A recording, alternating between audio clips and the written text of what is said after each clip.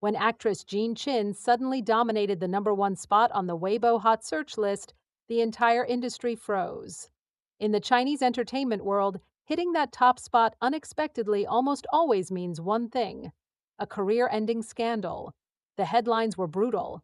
Allegations of a hit and run, concealing the truth, and insurance fraud flooded social media. The public sentiment was unanimous. People believed her career was over before she even had a chance to speak. This reaction isn't surprising given the strict environment of the Chinese entertainment industry.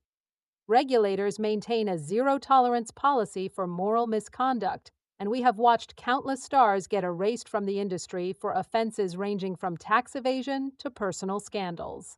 In this context, the accusation that John Chin forced her assistant to take the blame for a car accident wasn't just a legal issue, it was professional suicide.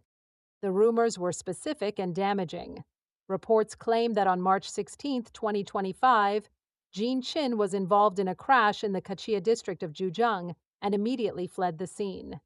The story got worse when anonymous sources alleged that she forced her manager and assistant, Su Chongqing, to claim they were driving.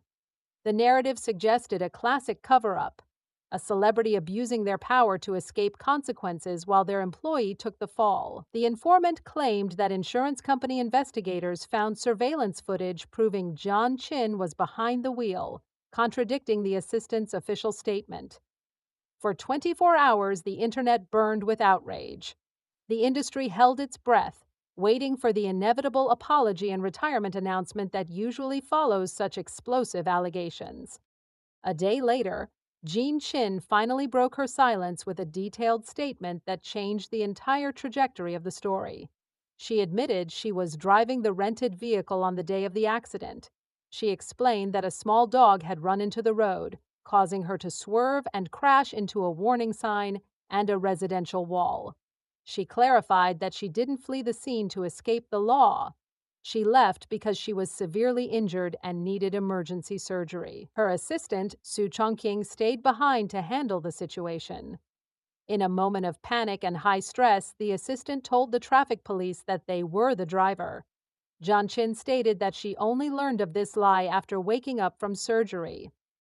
Once she knew the truth, she took full responsibility, instructed her assistant to withdraw the insurance claim, and paid for all damages out of her own pocket. Crucially, the Kachia police backed up her account. They released an official notice confirming that Jean Chin was indeed the driver. They verified that her departure from the scene was due to her medical condition, ruling out any hit-and-run charges. The police did note that the assistant's act of providing false information was a violation, but they handled that separately. This police validation was the turning point. It proved there was no malicious intent to deceive and no insurance fraud, as the claim was withdrawn and costs were covered personally by April 2025. This raises a massive, suspicious question. If the police cleared her and the case was settled nearly a year ago, why did this story resurface now? The timing is impossible to ignore. The scandal reappeared just as John Chin's career was hitting a new peak.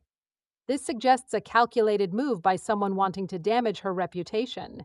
It feels like a targeted takedown, using an old, resolved incident to trigger public anger by focusing on the assistant taking the blame narrative while ignoring the medical context and police clearance.